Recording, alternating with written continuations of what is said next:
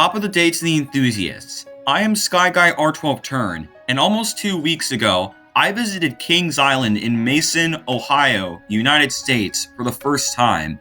And funny story, I expected this park to be a strong rejection to be top 10 worthy in America and overhyped by enthusiasts. And yes, I'm looking at you, Chris. Yeah, I made that video. Oh my God! Joe, I am so sorry. How can you afford these things? However, after my visit to the park, I can safely say my expectations were exceeded. It had an awesome atmosphere, friendly employees, elite operations, and the biggest reason we come to this park, the astounding collection of roller coasters. Kings Island indeed has one of the best coaster collections in the entire world, and you bet I rode as many as I can. Actually, I managed to get every single credit in the park, which is something few coaster enthusiasts can brag about. And you know why, right? We'll get to that very soon, guys. But before we start the countdown, I like to let you know that this is my opinion, meaning that there are bound to be different spots on this list that you may disagree. In fact, there is one controversial opinion so huge that it deserves a trigger warning, but please do everything you can to respect the opinions of others. Alright, let's get her ranked. Number 14 is the reason why only few coaster enthusiasts can say they've ridden every single coaster in the park, and that's the Great Pumpkin Coaster. One of those kiddie coasters that you're required to ride with a kid. If you're taller than 60 inches, it's solidly themed, and I think that's the best part of the ride. But a kiddie coaster is a kiddie coaster. So how about we move on to number 13, shall we? Which is Flying Ace Aerial Chase, the next coaster from the Peanuts area on this list. Now this one is given quite flack in the coaster community, as I've heard that it's even that bad for a coaster for kids, yet the kids like it. What the heck? I'll admit, it wasn't smooth, but I didn't bang my head until the end of the ride. However, there were quite jitters around the course, but I don't think it's a bad coaster by any means. Still being inverted at number 12 is Invertigo, the park's Vekoma inverted boomerang. The model is pretty self-explanatory, but I have to say that coasters may be more likable if their trains are inverted. Before I rode this, I only rode 2 Vekoma boomerangs, Jolly Rancher Remix and Tidal Wave. Jolly Rancher Remix is which I prefer, but when I rode Invertigo, I compared it to see which was better, and I thought it was Invertigo. And I think Jolly Rancher Remix is at least one of the middle of the road Vekoma boomerangs. Now a few enthusiasts may complain that it's rough. Cough. Theme Park Guy Productions. Cough. But I don't think so. Overall, Invertigo is basically a better Vekoma boomerang since it's got those inverted trains. But let's get back to the Peanuts area for the last coaster left at number 11, Woodstock Express. In my opinion, this is better than the one at King's Dominion. First, because I felt like it ran faster. And second, because I think it has a better setting. Now I'm probably debating whether it's better than Sea Dragon at the Columbus Zoo, which is at least an hour down the road. But what I know for sure is that the coaster's setting easily beats Woodstock Express. Alright, in the top 10. Taking risk at number 10 is Adventure Express, the park's Aero Mine Train. This was more aggressive than I thought when I rode it, and wasn't uncomfortable unlike the Dahlonega Mine Train at Six Flags Over Georgia. And you can't forget how secluded it is from the park like a couple of others. This was my 5th Aero Mine Train. I rank it really close behind the other Aero Mine Train in Ohio, Cedar Creek Mine Ride. But the flaws that keep this ride lower is that lift during the end, which I get it, it's a big buzzkill, and that annoying music that plays in the station.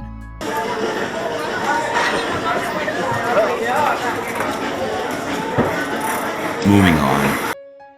Taking a shot in the dark at number 9 is Flight of Fear, one of the first ever coasters Premier Rides has made.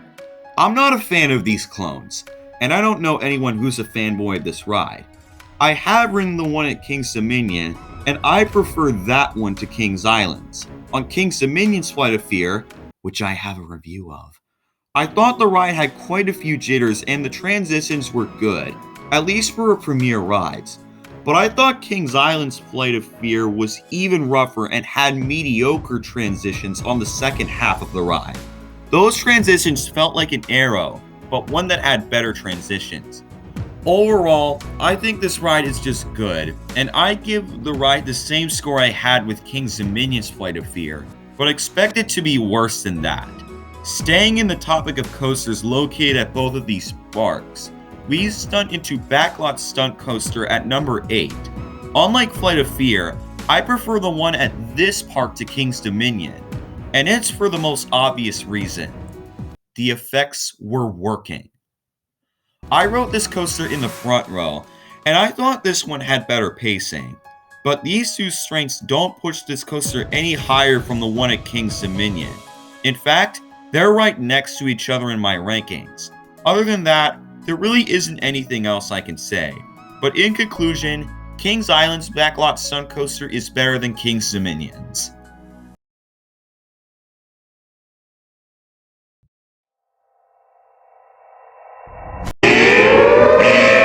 Brace yourself, viewers. This opinion will make me so unpopular. So, since Orion opened, King's Island's coaster collection went from already fantastic to one of the best. And not only that, but King's Island then had a very iconic and spectacular top 5, at least claimed by coaster enthusiasts. Given how big the gap was between the weakest top 5 and the best coaster from the other 9, it was really a wonder to behold. But I'm going to say it out loud and proud. I have a rebuttal. Which coaster is it? Welp, it's one that a few coaster enthusiasts say it's the new best ride in the park, Orion.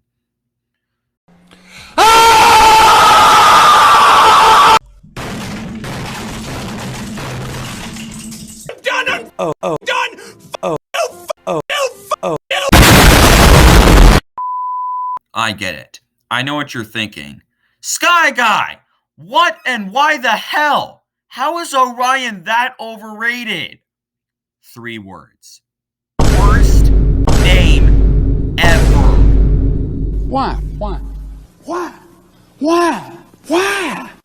Now, this is where things get a little personal. But you know what? I'm going to tell you. At first, I thought this was pronounced Orion. You serious? Yes, but it's actually pronounced Orion.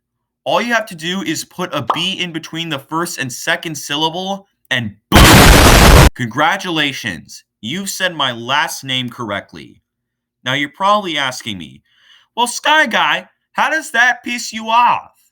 Mark my words, and don't forget it, YouTube. To me, it's like the park first got so excited just because they knew who I am and invited me over to some meeting where next, the Cedar Fair Company said, "We'd like to name a coaster after your name, please." Then I say, no.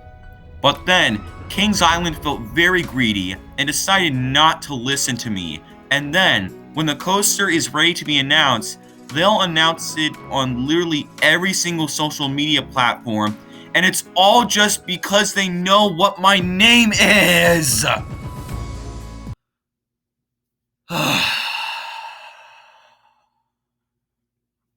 Apologies if you didn't understand my point. I did my best to describe it. Now, for anyone who's asking me, well, Sky Guy, surely this can't be the only problem you have for a coaster that's super overrated at least. What's another flaw with Orion? The layout. Now, don't get me wrong, it's not bad by any means. The wave turn and off-axis airtime hill at the end are something we've never seen before on a Giga Coaster. I think the layout is missing something, just like Leviathan, which is even shorter than Orion. I do think Orion's layout is good at least, but it's got at least a mile walk to even be as good as Fury 325's layout. Concluding the controversy, I pity you if you think this is King's Island's best coaster. Sorry, not sorry, but I don't think I would even respect that opinion. So if that doesn't tell you how overrated I think Orion is, I'm not sure what does. In my opinion, this is one of the most overrated roller coasters in the world, and I think I've talked way more than usual for this spot on a ranking list. But let's race our way next door at number 6 for Racer, the park's oldest and probably most important coaster. I think Racer 75 at King's Dominion is underrated, but I prefer this. This coaster does everything I thought Racer 75 can. Airtime? Check. Setting? Even better. But what I will say is that Racer's restraints are worse. Correct me if I'm wrong, but they're the same as Racer 75's. But I say Racers are worse because on one ride, I at first got room for airtime, but after the first drop, my lap bar pushed down a notch and I didn't get any airtime. But I did get another ride where I experienced the airtime. So then, I can rank Racer higher than Racer 75, which I do. But even if I hate this ride, I can respect its history with the park and be thankful for what it did for roller coasters after it opened.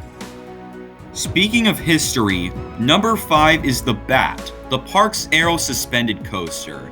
This was originally named Top Gun when it opened in 1993, then renamed to Flight Deck for the 2008 season, and then, in 2014, they renamed it to its current name.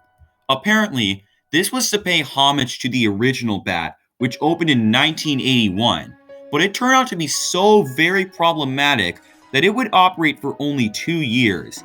It was a wise decision. This park cares about their history.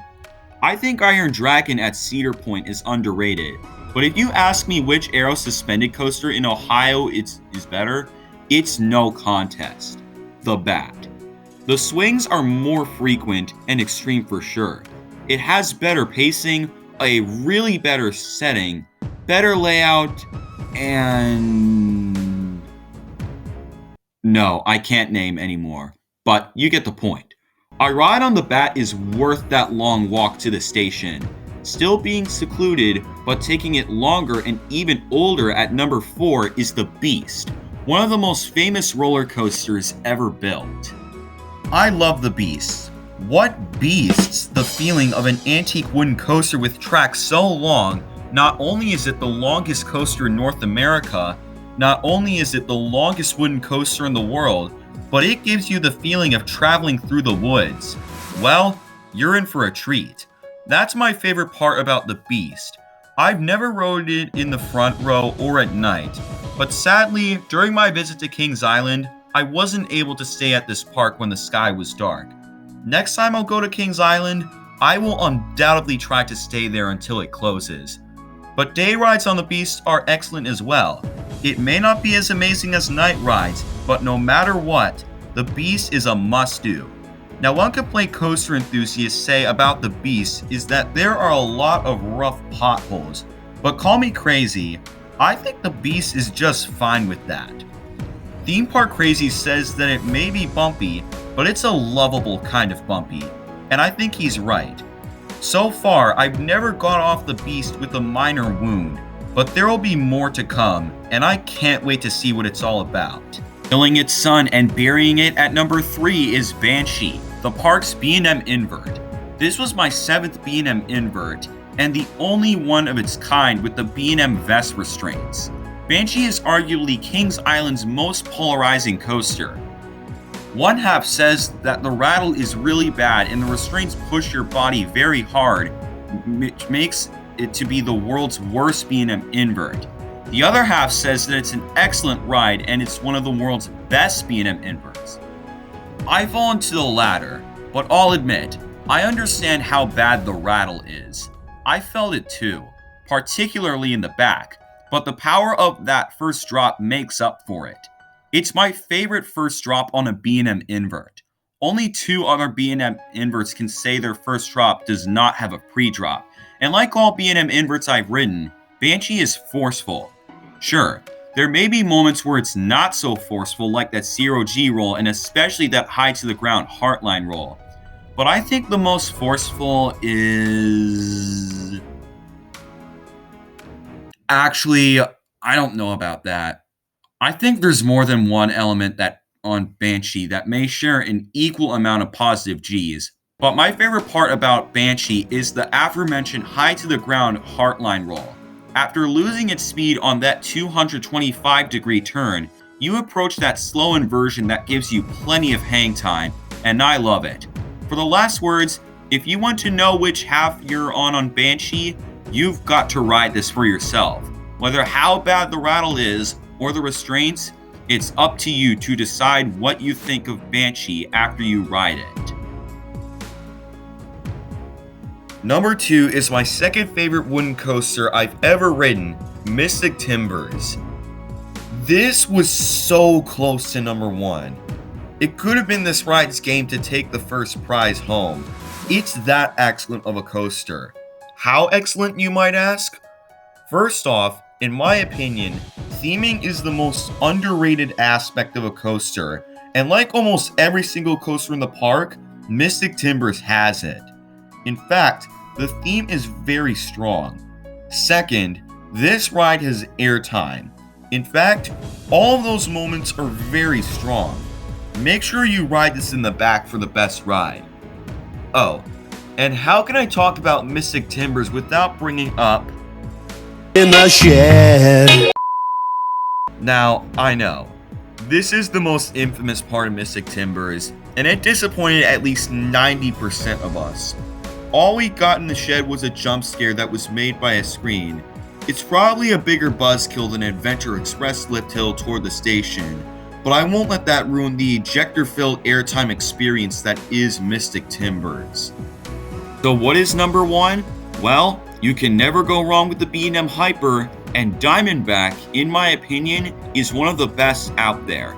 I expected this to be America's best B&M Hyper, but after my rides, I predict that Mako will be a little bit better. I got 6 rides on Diamondback, and if you couldn't tell, this is best in the back row all the way.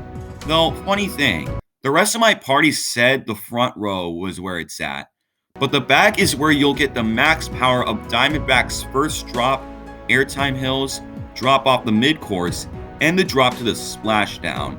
And it is floater airtime, and more floater airtime. A few coaster enthusiasts say that Diamondback is the king of floater airtime, but I don't think so. Shivering Timbers looks like it would be the best in the world for that category. Or maybe Voyage. Wait, is most of Voyage's airtime floater? I don't know, but as of this video being released, I will give Diamondback as honor as king of the island.